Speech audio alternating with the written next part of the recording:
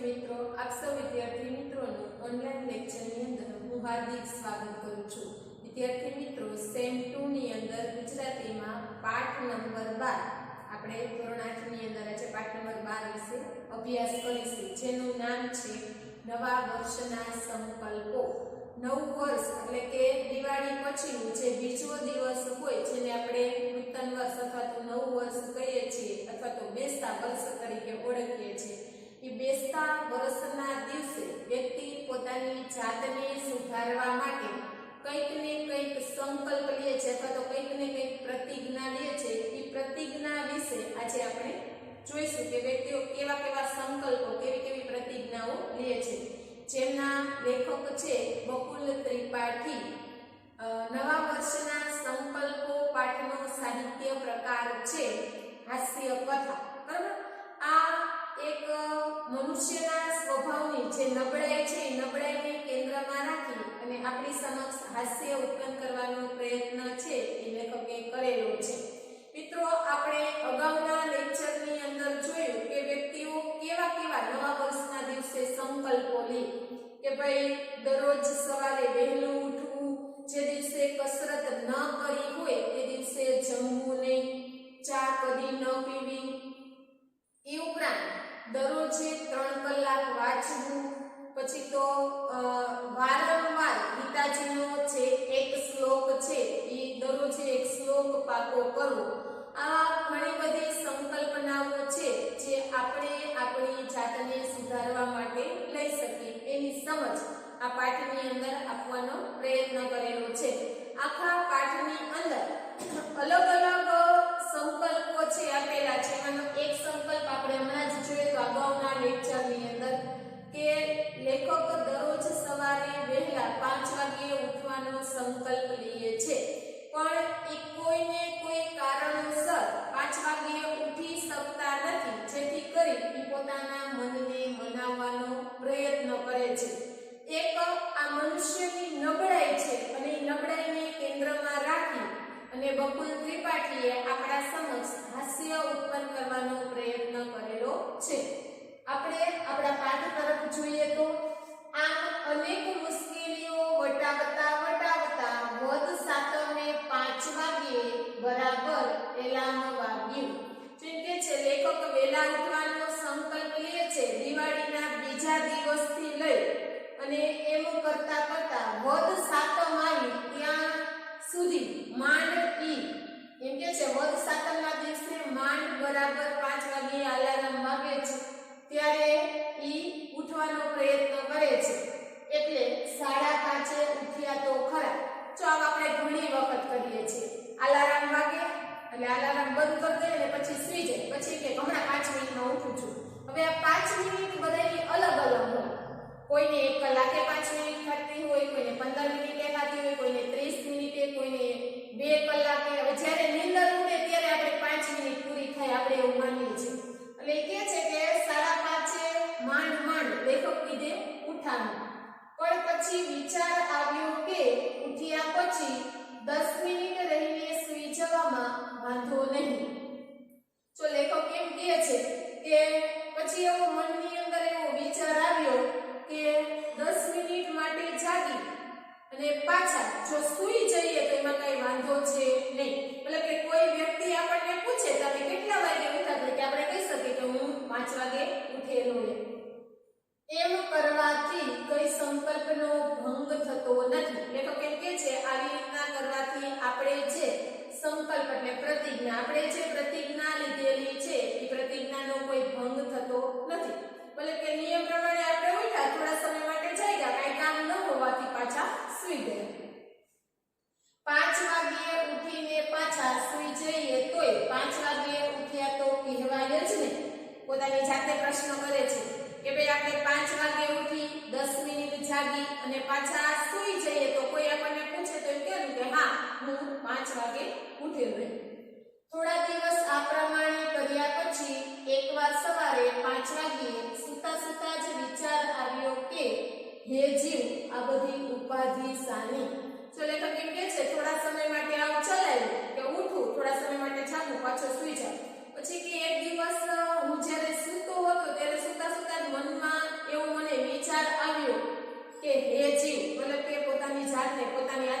પ્રશ્ન પૂછે છે કે ભાઈ હે જીવ આ બધી ઉપાધિ સાની, ઉપાધિ એટલે ચિંતા, એમ કે છે આ બધી ચિંતા હું શું કામ એને કરું છું, વહેલો ઉઠું છું, મારા શરીરને આટલું કષ્ટી દઉં છું, આવું બધું કે હું શું કામ એને કરું છું, અને કે છે કે ભાઈ 4 વર્ષ વધુ જીવવા માટે જ ને, એ કે છે હું આવી બધી ઉપાધિ શું કામ એને વધારું છું, તો કે મારા મનમાં એવો વિચાર છે કે હું 4 વર્ષનું વધારે આયુષ્ય જીવીશ, કે એવા વિચારથી કે હું આવું બધું કરું છું ને જીવનનો એવો મોહ શું, પાછો પોતાની જાતને બીજો પ્રશ્ન પૂછે છે ને કહે છે કે ભાઈ માણસે પોતાનું જીવન જીવવા માટે આવી ખોટી મોહમાયાની અંદર પડવું જોઈએ નહીં.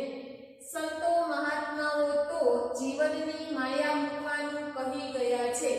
એ કહે છે કે ભાઈ જે સંતો છે, જે મહાત્માઓ આ દુનિયાની અંદર થઈ ગયા, એ લોકો તો એવું કહેતા ગયા છે કે ભાઈ આવી તમારી જે મોહ માયા છે આ બધી વસ્તુઓને તમે છોડી દો. ત્યારે હું તો વહેલો ઉઠીને આ માયા વધારી રહ્યો છું. લેખક શું કહે છે કે મારા જેવા વ્યક્તિ તો દરરોજ સવારે વહેલા ઉઠી અને આવી ખોટી મોહ માયા છે કે હું એને વધારવાનો પ્રયત્ન કરું છું. આવો મોહ શું કામ રાખવો, એ પોતાની જાતને પ્રશ્ન કરે છે અને કહે છે કે ભાઈ આવી ખોટી મોહ માયા રાખવી જોઈએ નહીં. વધારે જીવવા માટે છે તો કે આ બધી વસ્તુઓ કે ભૂલી જવી જોઈએ. મારી આત્મ સુધારણા તો આમ ફિલોસોફીને પંથે ચડી ગઈ. એ કહે છે કે ભાઈ આમ મારી આત્મ સુધારણા એટલે આમ હું મારી જાતને સુધારવા માટે મેં જે સંકલ્પ અથવા તો મેં જે પ્રતિજ્ઞા લીધેલી હતી એ પ્રતિજ્ઞા ફિલોસોફી એટલે તજજ્ઞ અથવા તો તત્વજ્ઞાન એટલે કે છે કે ભાઈ મારી આત્મ સુધારણા તો તત્વજ્ઞાનના પંથે એટલે રસ્તે, તત્વજ્ઞાનના રસ્તા ઉપર એ આગળ વધી ગઈ. એટલે પહેલો વહેલા ઉઠવાનો સંકલ્પ પણ શબ્દ રચનાની હરીફાઈના અડધા ભરાયેલા વ્યૂહ જેવો એમને એમ પડ્યો રહ્યો. વ્યૂહ એટલે ચક્રવ્યૂહ, બરોબર? એમ કે છે શબ્દ રચનાની, કે છે કે ભાઈ શબ્દ રચનાની એવી કોઈ હરીફાઈ હોય અને એ હરીફાઈની અંદર એ શબ્દ રચના અડધી ભરાયેલી છે એવા ચક્રની અંદર કે આમ ને આમ એ પડી રહે અથવા તો ન્યાને ન્યા એ વસ્તુઓ છે એ પડેલી જોવા મળે છે.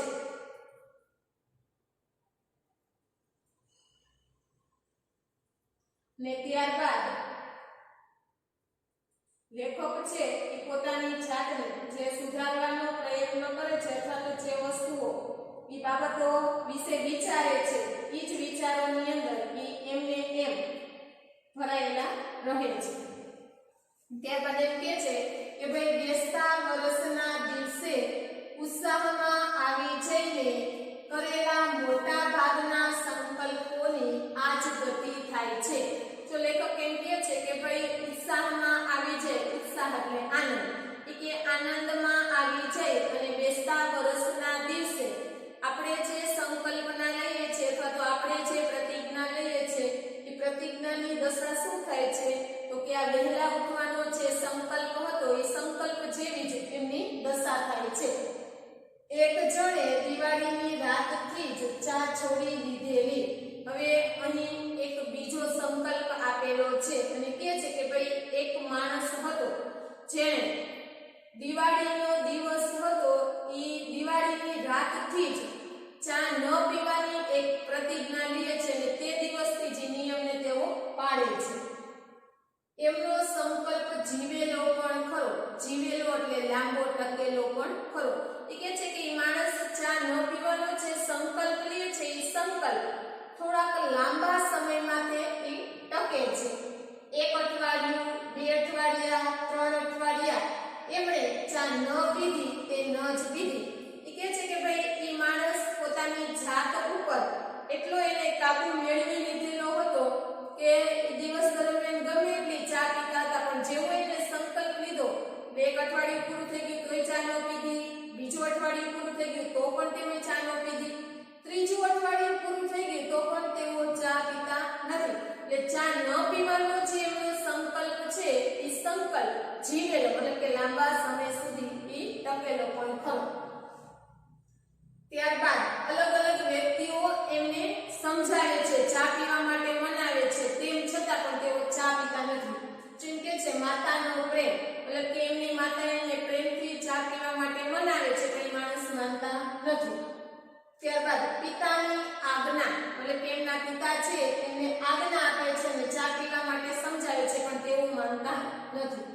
ભગિનીના આંસુ, ભગિની એટલે બહેન, એ માણસની બહેન છે એ રોતી હોય છે ને પોતાના ભાઈને ચા પીવા માટે મનાવે છે, તેમ છતાંય તેઓ ચા પીતા નથી. પત્નીની ધમકી, એટલે કે માણસની જે પત્ની છે એને ખૂબ ધમકાવે છે, ખૂબ બીવડાવે છે, ચા પીવા માટે મનાવે છે, તેમ છતાંય એ માણસ ચા પીતો નથી. એમ કે છે મિત્રોની મસ્કરી, ચાની જાહેર ખબરો કોઈ એમને ચડાવી ન શક્યું. એ કે છે એના મિત્રો એની મસ્કરી કરે છે, મજાક ઉડાડે છે કે ભાઈ તું ચા શું કામ એને નથી પીતો, એ બધી અમને ખબર છે, એવી વાતો કરે છે, તેમ છતાંય એ માણસ માનતો નથી. પોતે કોઈ પણ સ્થળ પર બહાર જતા હોય, ક્યાંય પણ એવી જાહેર ખબરો હોય, બોર્ડ મારેલા હોય કે ભાઈ આ ચા છે એ આવી છે, એવી જાહેરાતો વાંચે છે, તેમ છતાં પણ એ માણસ ચા પીવા માટે માનતા નથી, એટલે કે વસ્તુ એને મનાવી શકતી નથી. એમના એ સંયમનો મહિમા દિશ દિશમાં ગાજી રહ્યો. તો એમ કે છે એમનો એ સંયમનો, મતલબ કે એમણે પોતાની જાત પર, સંયમ એટલે કાબુ, એમણે પોતાની જાત ઉપર જે કાબુ મેળવેલું હતું અથવા તો પોતાની જાતને જે મનાવેલી હતી, એ મહિમા અથવા તો એની વાત ચારે દિશાઓની અંદર ગાજી ઉઠેલી હતી. છેક સ્વર્ગમાં પણ એના તરંગો પહોંચ્યા અને ઇન્દ્રનું આસન પણ ડોલી ઉઠ્યું. હવે એમસીક્યુ ની અંદર આવે છે, બરોબર. એ કે છે કે માણસે એટલો પોતાની જાત ઉપર કાબુ મેળવેલો હતો કે એ વાતની ઠેઠ સ્વર્ગમાં એના જે તરંગો છે અથવા તેની જે વાત છે એ સ્વર્ગ સુધી પહોંચી અને જ્યાં સ્વર્ગના રાજા જે ઇન્દ્ર છે જે આસન ઉપર બેઠેલા હતા એ આસન પણ એ ડગવા લાગ્યું. પરંતુ થોડાક અઠવાડિયા પછી જ્યારે એ ભાઈ કોક માંદગીની માયામાં લપટાયા તે વખતે એમને થોડા ઉપવાસ કરવા પડ્યા અને ત્યારે એક ધન્ય ક્ષણે એમને જ્ઞાન થયું કે ચા પીવાથી ઉપવાસમાં રાહત રહે છે.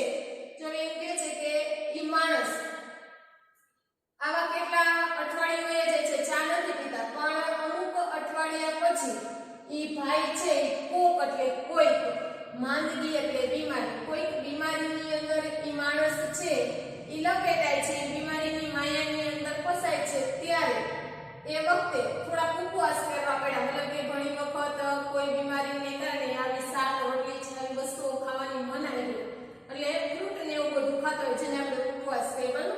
એટલે ઉપવાસ કરવા પડ્યા અને ત્યારે એમણે કોઈકે ધન્ય ક્ષણે, ધન્ય એટલે શુભ, ક્ષણે એટલે પડે, કોઈ શુભ પડે એવું જ્ઞાન થયું કે ચા પીવાથી ઉપવાસમાં રાહત રહે છે. કે તમે જે ઉપવાસ કરો છો એ ઉપવાસમાં જો તમે ચા પીવો તો તમને સારું રહે છે. એટલે એમણે હળવે રહીને ચા પીવા માંડી. એટલે કે છે ત્યારબાદ એ માણસે ધીમેથી કરી અને ચા પીવાની શરૂઆત એમણે કરી દીધી હતી. એ પછી તો 2-3 મહિને માંદગી ગઈ તોય ચા તો રહી જ પડી અને હવે તો એ સાજા થઈ ગયા પછી પણ રોજના 7 પ્યાલા ચા પીવે છે. તો એમ કે છે અમુક 2-3 મહિના અથવા તો 2-4 મહિના થયા ત્યારબાદ એ માણસ છે એ બીમારીમાંથી સાજો થઈ ગયો, પણ એમણે જે ચા પીવાની શરૂઆત કરેલી હતી બીમારી એનાથી દૂર થઈ ગઈ પણ ચા પાછી એમની પાસે આવી ગઈ. અને કે છે સાજા થઈ ગયા પછી માણસ શું કરે છે તો કે રોજે દિવસની અંદર 7 ગ્લાસ ઈ ચાના છે એ પી લે છે. પાણી પીવાના ગ્લાસ આવે એટલા મોટાની વાત નથી, બરાબર, જેટલા ગ્લાસની અંદર જે ચાના કપ આવતા હોય એની વાત છે. આમ એમની માંદગીને બહાને એમનો સંકલ્પ સ્વર્ગ સિદ્ધાર્યો અને ફરી કદી એણે પુનઃ જન્મ ન લીધો. એ કે છે આમ ઈ માણસ બીમાર પડ્યા અને બીમારીના કારણે એમને જે સંકલ્પ લીધેલો હતો એ સંકલ્પ સ્વર્ગ સિદ્ધાર્થ, મતલબ કે સંકલ્પ ત્યાં પૂરો થઈ જાય છે. અને ત્યારબાદ કે કોઈ દિવસ એ માણસે ચા પીવાની શરૂઆત કરેલી નથી અને ત્યારબાદ પુનઃ બીજી વખત ક્યારે પણ આ સંકલ્પ થયો નહીં. પુનઃ જન્મ ન થયો એટલે બીજી વખત એ માણસે કોઈ દિવસ ચા ન પીવાનો સંકલ્પ કે લીધો નહીં. ચા છોડવા જેવો જ બીજો એક લોકપ્રિય સંકલ્પ છે સિગારેટ છોડવાનો. જેમ કે છે જેમ બધા માણસોની અંદર ચા ખૂબ ફેવરિટ હોય અથવા તો ખૂબ ભાવતી હોય એવી જ રીતે કે એના જેવો જ બીજો લોકપ્રિય લોકોને ખૂબ વધારે ગમતી હોય એવી વસ્તુ શું છે તો કે સિગરેટ. આ સિગરેટ છોડવાના સંકલ્પ વિશે આગળ વાત જોઈએ. ઘણું ખરું અરસિક પત્નીઓના અને દુષ્ટ ડોક્ટરોના આગ્રહથી જ આ સંકલ્પ કરવો પડે છે. જેમ કે છે સિગરેટ છોડવાનો સંકલ્પ ક્યારે કરવો પડે છે તો કે ઘણું ખરું મોટા ભાગના કિસ્સાઓની અંદર શું થાય અરસિક પત્નીઓ મતલબ કે જે પત્નીઓને સિગરેટ પીતા હોય એવી વસ્તુઓની અંદર રસ ન હોય એના કારણે અથવા તો દુષ્ટ ડોક્ટર મતલબ કે ડોક્ટરના કહેવાથી આ સંકલ્પ લેવો પડે. એના કારણે કે કાંઈની પત્નીના કહેવાથી અથવા તો ડોક્ટરોના કહેવાથી આ સંકલ્પ છે કે કરવો પડે છે. પણ અમરપટો તે ભાઈ કોણ લખીને લાવ્યું છે. તો એમ કે છે ડોક્ટર એમ કે છે કે ભાઈ તમારી સેહત માટે આ સિગરેટ છે એ હાનિકારક છે, નુકસાન પહોંચાડે છે. તો જે લોકો સિગરેટ પીતા હોય એના મંતવ્ય શું હોય એમ કે અમરપટો તો કોણ લાવ્યું ભાઈ મતલબ કે આ જીવન કોઈ જીવતું રહેશે એવું કોઈ આ દુનિયાની અંદર આવેલું છે. ત્યારબાદ એમ કે છે સિગરેટના ધુમાડાની જેમ આવા સંકલ્પને પણ વેરાઈ જતા વાર લાગતી નથી. કે છે જેમ કોઈ માણસ સિગરેટ પીતો હોય અને એ સિગરેટના ધુમાડા નીકળે છે એવી જ રીતના સિગરેટ ન પીવાનો જે સંકલ્પ છે એ સંકલ્પ આ ધુમાડાઓની સાથે કે વિખરાઈ જાય છે તો એ બાબતને ભૂલી જવાય છે. કેટલાકને વળી દરેક કામમાં નિયમિત થઈ જવાની ધૂન વળગે છે. કે છે ઘણા બધા વ્યક્તિઓ એવા હોય છે કે જે વ્યક્તિઓને દરેક કામમાં નિયમિત મતલબ કે નિયમસર સમયસર ચાલવાની ધૂન વળગે કે આટલા વાગે એટલે આ કામ થઈ જવું જોઈએ, આ સમય થાય એટલે આ કામ પૂરું થઈ જવું જોઈએ. એટલે સમયની સાથે ચાલવાની ઘણાને એવી ધૂન વળગે છે અને સમય પ્રમાણે ચાલવાનો પ્રયત્ન કરે છે. પણ એ કેટલા દિવસ જો એમ કે છે કે ભાઈ એ માણસને નિયમિત થવાની ધૂન વળગે છે પણ તમે કેટલા દિવસ થઈ શકો. તમે દરરોજ એમ કહો કે ભાઈ હું 6 વાગે ઉઠી જઈશ, 7 વાગ્યા સુધીમાં નાઈ ધોઈને ફ્રેશ થઈ જઈશ, 8 વાગશે ત્યાં સુધીમાં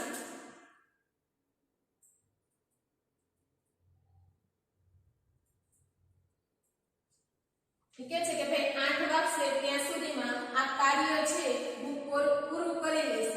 આવી ઘણી બધી વ્યક્તિઓને આવી ધૂન છે કે વળગે છે પણ એ કે છે આ બાબતો કેટલા દિવસ ચાલે. ઉદાહરણ આપતા સમજાવે છે જ્યાં સૂરજ જેવો સૂરજ પણ વર્ષના અમુક મહિના રોજ થોડી સેકન્ડો મોડો ઉગે છે અને પછી પાછો અમુક મહિના આઈસ્ક્રીમ પાર્ટીમાં આવી પહોંચતા મિત્રોની જેમ રોજ થોડી સેકન્ડો વહેલો ઉગે છે.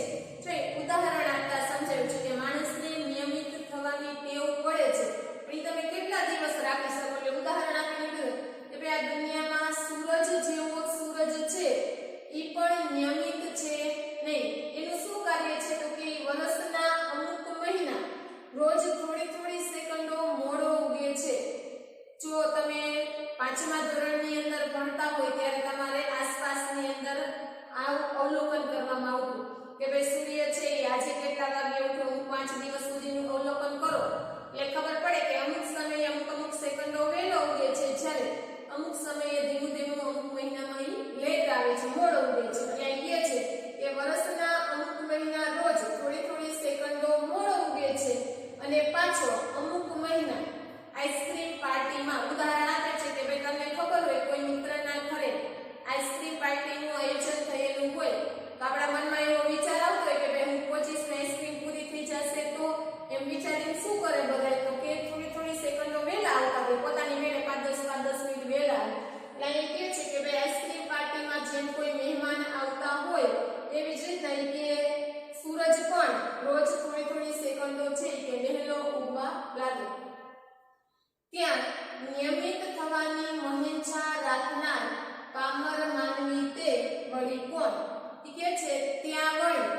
નિયમિત થવાની મહેચ્છા એટલે ઈચ્છા.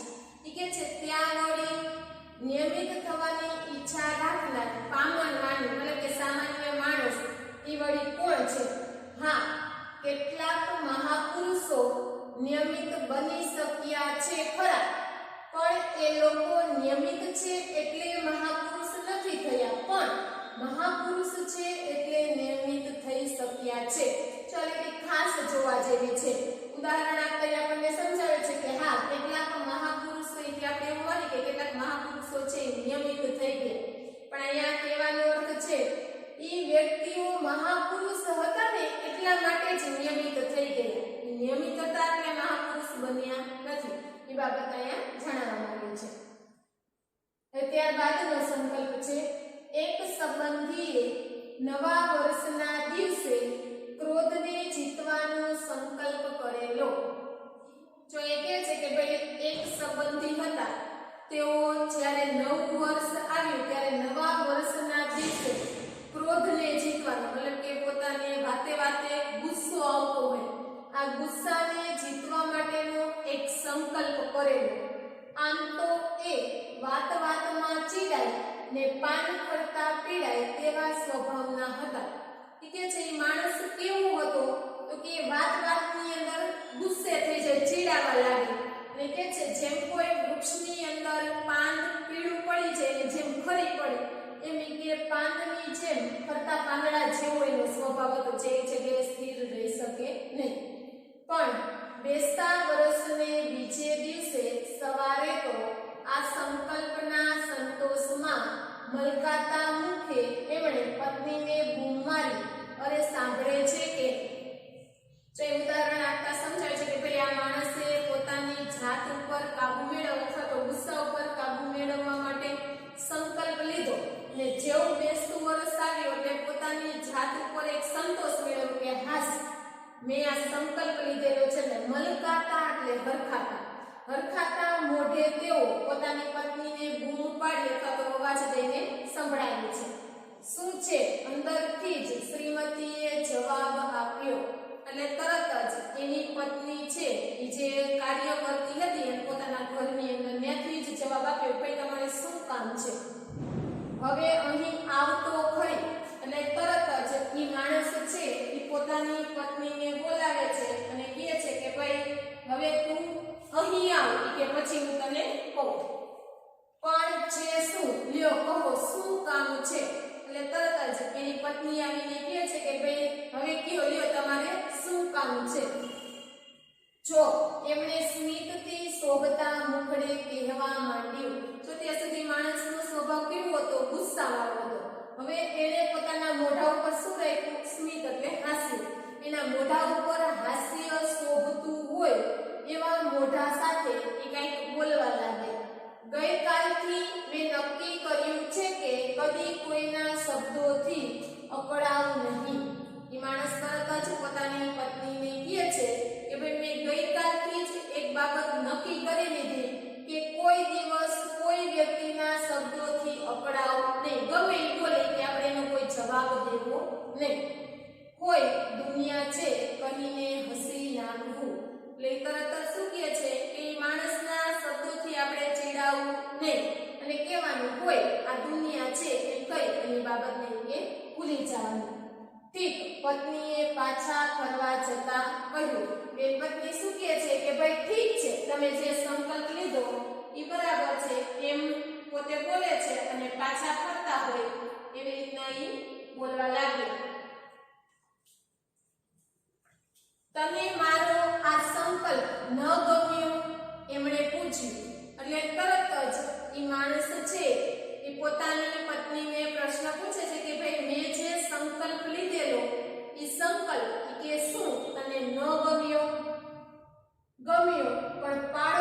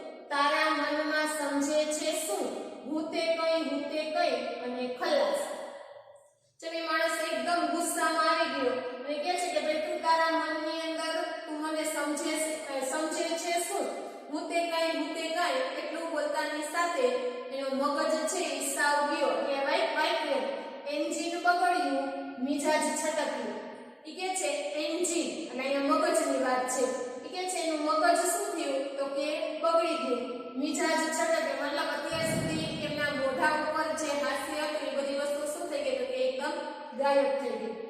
એ તો આખી સોસાયટી ગજબતા જતા હતા.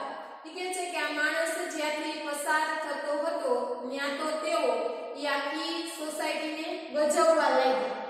ત્યાં એમના શ્રીમતીએ એમને યાદ કરાવ્યું કે એમનો સંકલ્પ એમણે ત્યાં ને ત્યાં જ તોડ્યો હતો. ત્યારે જ માંડ માંડ તે શાંત પડ્યા. કે છે પાછા એમના શ્રીમતી અને એમના પત્ની પાછા એમના પત્નીએ એમને યાદ અપાવ્યું કે ભાઈ એમણે જે સંકલ્પ લીધેલો હતો એ સંકલ્પ તો તેઓ ત્યાં ને ત્યાં તેઓએ તોડી નાખ્યો હતો. ત્યારબાદ એ માંડ માંડ થોડાક શાંત પડ્યા. આમ નવા વર્ષના સંકલ્પો એટલે વહેલી પરોઢનું ઝાકળ. લેખક શું કહે છે કે ભાઈ આમ જ્યારે આપણે નવા વર્ષના દિવસે કોઈ સંકલ્પ અથવા તો કોઈ પ્રતિજ્ઞા લઈએ છીએ તો એ સંકલ્પ અથવા તો પ્રતિજ્ઞા શું છે તો કે વહેલી પરોઢ એટલે સવાર, વહેલી સવારનું ઝાકળ છે. શિયાળાની અંદર આપણે જોઈએ છીએ કે ઝાકળ આવે અને એના ટીપાઓ અથવા તો બિંદુઓ આપણને દેખાય. તો કે છે નવા વર્ષનો સંકલ્પ પણ આ ઝાકળ જેવું છે. બે ઘડી સંતોષ આપે પાછું ઉડી જવાનું. કે છે ઝાકળનું કામ શું છે તો કે બે સમય માટે અથવા તો બે ઘડી માટે લોકોને આનંદ આપે અને પાછળ જેવા સૂર્યના કિરણો એના ઉપર પડે એટલે તરત જ એ ઉડી જવાનું. વૈશાખની બપોરે જેમ વંટોળિયાઓ જાગી જાગીને પાછા સૂઈ જાય છે અથવા તો શિયાળાની સવારે જગતના કોક અગમ્ય ખૂણેથી એકાદ શરદીનું મોજું આવી આપણો કબજો લઈ લે છે અને દિવસભર રડાવીને અંતે આવ્યું હતું એમ અનંતમાં ચાલ્યું જાય છે. જો એ લેખક શું કહે છે તો કે નવા વર્ષના સંકલ્પો એટલે શું? કેવા સંકલ્પો છે તો કે એ સંકલ્પનું કાર્ય એવું છે કે ભાઈ ઈ શિયાળાની અંદર દુનિયાના કોઈ એક ખૂણામાંથી અગમ્ય મતલબ કે જે ખૂણા વિશે તમે જાણતા નથી અથવા તો જે ખૂણાથી તમે અજાણ છો એવા કોઈક એક ખૂણામાંથી શરદીનું એકાદું મોજું આવી અને પોતાની જાત ઉપર કે કબજો મેળવી લે છે. એવી જ રીતના દિવસભર કે આપણને આખા રડાવે અને અંતે આનંદ આપી અને ચાલ્યું જાય અનંતમાં એટલે ક્યાંક દૂર ચાલ્યું જાય છે. કે પછી ઉત્સાહના જલસામાં કોઈ સંગીત બરાબર જામ્યું હોય ત્યારે ઊંઘનું એકાદું ઝોકું આપણને પાવન કરીને તબલાની પાછી એક જબરદસ્ત થાપે આપણને ચમકાવીને ભાગી જાય છે. જો એમ કહે છે જ્યારે તમે કોઈ સંગીતનો કાર્યક્રમ ચાલતો હોય એટલે કોઈ ઉસ્તાદ છે એ તબલા બજાવતા હોય ને એકદમ શાંત વાતાવરણની અંદર તમને ઊંઘ આવી ગઈ હોય અને જેવું ઉસ્તાદ તબલું વગાડે અને એનો અવાજ તમારા કાનની અંદર આવે અને જોકાથી તમારી નીંદર ઉડી જાય તમને પાવન બનાવી દે કે છે આવી જબરદસ્ત થાપ આપણને ક્યાંક ચમકાવી અને ભાગી જાય છે. એમ આત્મ સુધારણાના ઉત્સવનું મોજું પણ દર બેસતા વર્ષે આવે છે અને આવી પાછું ઉડી જાય છે. જો એ કહે છે આમ શું છે તો કે પોતાની જાતને સુધારવા માટેનો જે સંકલ્પ છે એ આત્મ સુધારણાનું મોજું ઉત્સાહમાં આવે છે દર બેસતા વર્ષના દિવસે અને આવી અને પાછું ચાલી પણ જાય છે. વર્ષને આરંભે હોય છે એટલે ગીતા ભક્તો બીજા 11 મહિના નથી હોતા. એ કે છે જેવા નવા વર્ષની શરૂઆત થાય વર્ષની શરૂઆતમાં આપણને જેટલા ગીતા ભક્તો જોવા મળે એ બાકીના મહિનાઓ આપણને ક્યાંય જોવા મળતા નથી.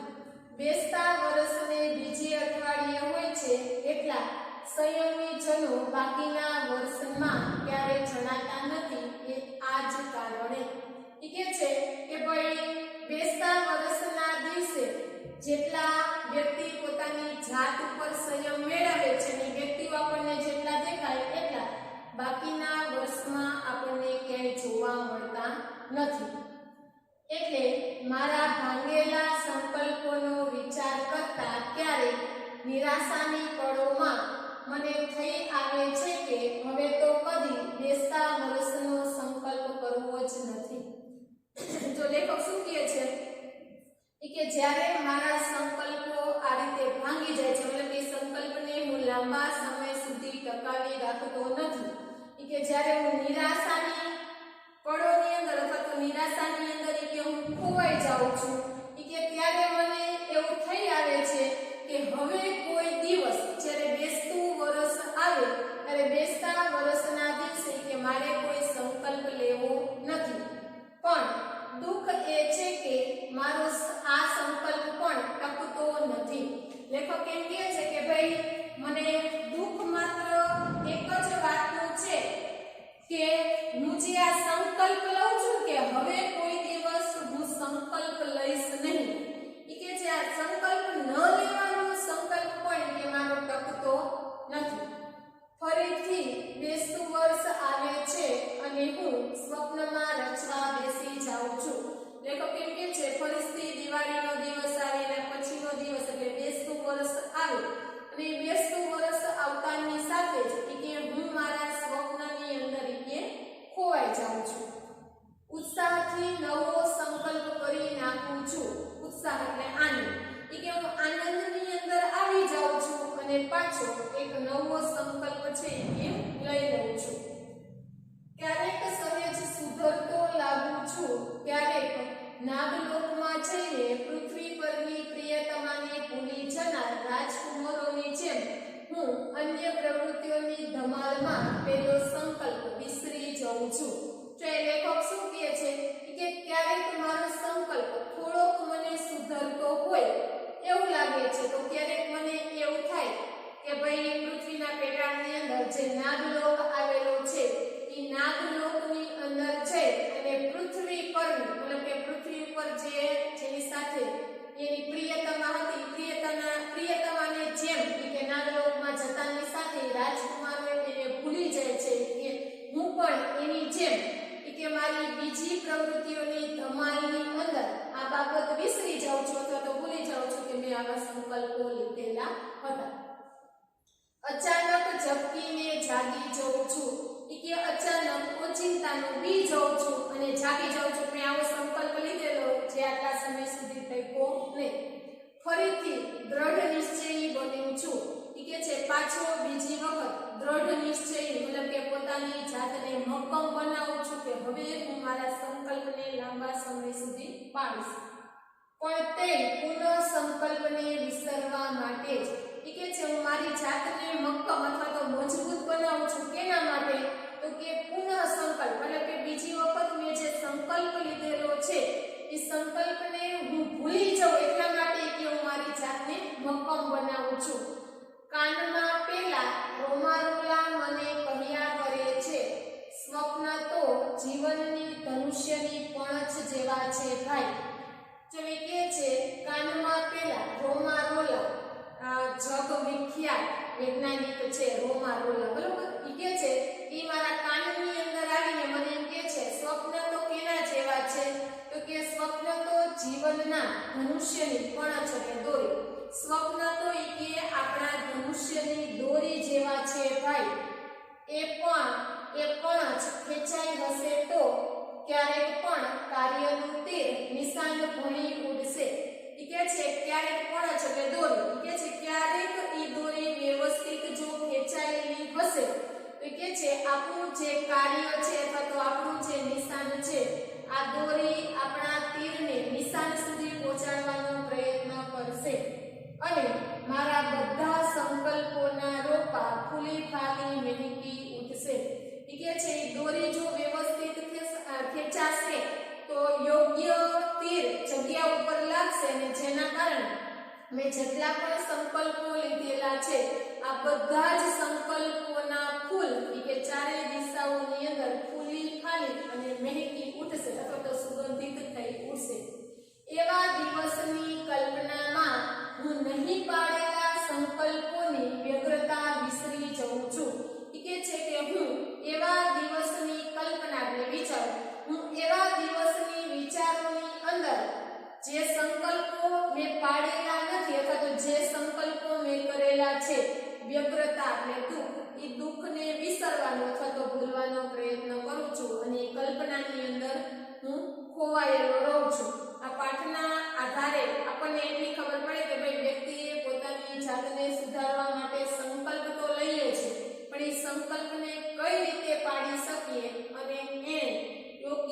જગ્યાએ અથવા તો જે દોરી છે, જે પણછ છે, એને કઈ જગ્યા સુધી કઈ રીતે પહોંચાડવું એ આપણા હાથની વાત છે.